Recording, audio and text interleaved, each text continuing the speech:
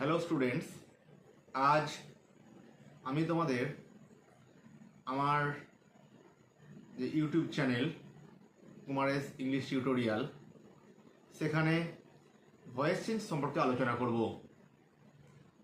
First of all, প্রথমত আমরা জানব ভয়েস কি জিনিস। ভয়েসের বাংলা অর্থ হলো বাচ্য। বাচ্য কি? কোনো বাক্যে ক্রিয়া প্রকাশের ভঙ্গিমাকেই বলা হয় বাচ্য।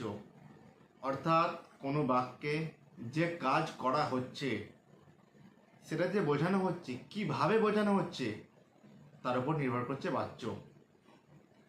বাংলা ব্যাকরণে বাচ্য তিন প্রকার। প্রথম কর্তৃবাচ্য, দ্বিতীয়ত কর্মবাচ্য, তৃতীয়ত ভাববাচ্য। কিন্তু ইংরাজি গ্রামারের রুলস অনুযায়ী ভয়েস দু প্রকার: অ্যাক্টিভ ভয়েস যেটা কর্তৃবাচ্য, এবং প্যাসিভ ভয়েস যেখানে বাংলায় কর্মবাচ্য এবং ভাববাচ্য আছে। তো অ্যাক্টিভ ভয়েস এবং প্যাসিভ ভয়েস, এই দুই প্রকার ভয়েসের মধ্যে যে ইন্টারচেঞ্জ, সেটাই কিন্তু আমাদের ভয়েস চেঞ্জের ক্ষেত্রে সমাধান করতে হয়। অর্থাৎ প্রশ্নপত্রে অ্যাক্টিভ ভয়েস দেওয়া থাকলে প্যাসিভ ভয়েসে করতে হয়, প্যাসিভ ভয়েস দেওয়া থাকলে অ্যাক্টিভ ভয়েসে করতে হয়। এখন অ্যাক্টিভ ভয়েস এবং প্যাসিভ ভয়েস দু প্রকার ভয়েসের মধ্যে ইন্টারচেঞ্জ করতে গেলে আমাদের বেশ কিছু প্রাথমিক বিষয়কে জানতে হবে। তার মধ্যে প্রথম যে বিষয়টি হলো টাইপ অফ সেন্টেন্সেস, বাক্যের প্রকারভেদ।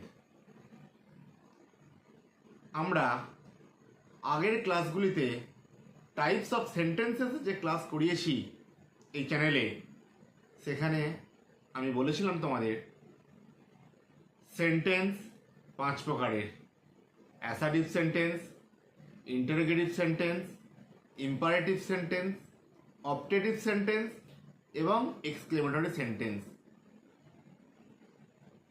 অর্থাৎ কোনো বাক্যের যে অর্থ তার ভিত্তিতে সেন্টেন্স পাঁচ প্রকার।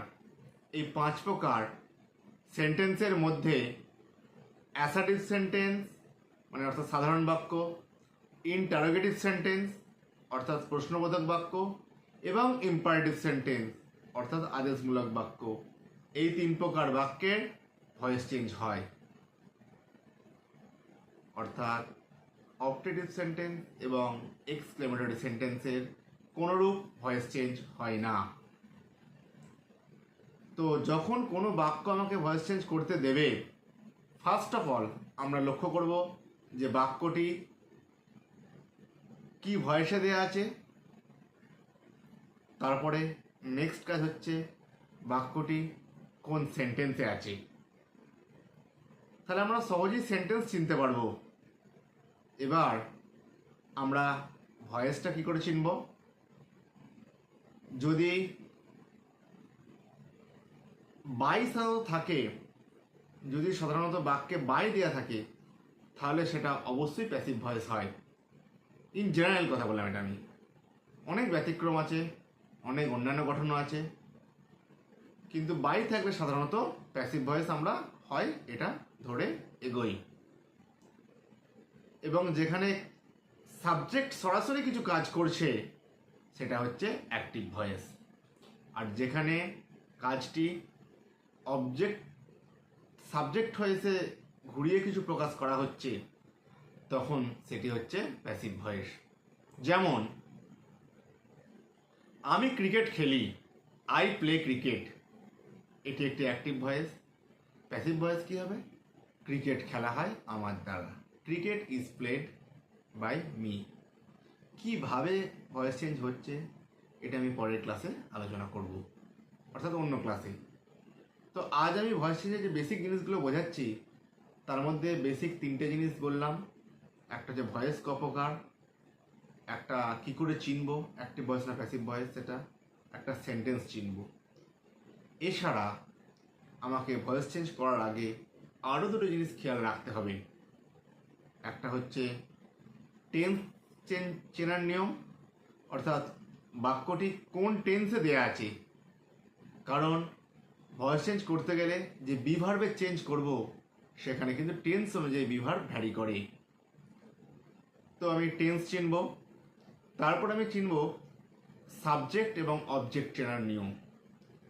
অনেকেই তোমরা প্রশ্নটা আমাকে করো যে স্যার সাবজেক্ট কী করে চিনব, অবজেক্ট কী করে চিনব। আমি একটা সহজ তোমাদের জিনিস বলে দিই। যখন বাক্যে ভার্বকে অর্থাৎ ক্রিয়াকে কে বা কাহারা দিয়ে প্রশ্ন করলে যে উত্তর পাওয়া যায় তাকে বলে সাবজেক্ট। যেমন আমি ক্রিকেট খেলি, এখানে আমি হচ্ছি সাবজেক্ট, কারণ কে ক্রিকেট খেলে। আই প্লে ক্রিকেট, আই হচ্ছে সাবজেক্ট। তাহলে অবজেক্ট কী করে চিনব? যদি ভার্বটাকে কি বা কাকে দিয়ে প্রশ্ন করলে যে উত্তর পাওয়া যায় তাকে বলে অবজেক্ট। যেমন আই প্লে ক্রিকেট, কি খেলি? ক্রিকেট। ক্রিকেটটা হচ্ছে এখানে অবজেক্ট। তো কে বা কাহারা দিয়ে প্রশ্ন করলে যে উত্তর পাওয়া যায় সেটা সাবজেক্ট। কি বা কাকে দিয়ে প্রশ্ন করলে যে উত্তর পাওয়া যায় সেটা হচ্ছে অবজেক্ট। তাহলে ভয়েস চেঞ্জ করার আগে যখন আমরা একটি বাক্যকে লক্ষ্য করব, সেখানে আমি বেশ কিছু কাজ করে রাখতে পেরেছি। এক, কোন ভয়েসে আছে সেটা চিনতে পেরেছি। টেন্সটাও চিনতে পেরেছি কোন টেন্সে আছে। সাবজেক্ট অবজেক্ট খুঁজে বার করেছি। এবার আমি ভয়েস চেঞ্জ যখন করব, কিভাবে করব সেটা আমি তোমাদের পরের ক্লাসে আলোচনা করব। আজকের ক্লাসটি এ পর্যন্তই। আর সবশেষে বলে রাখি, তোমরা কিন্তু আমার চ্যানেলটিকে অবশ্যই লাইক করবে এবং সাবস্ক্রাইব করবে।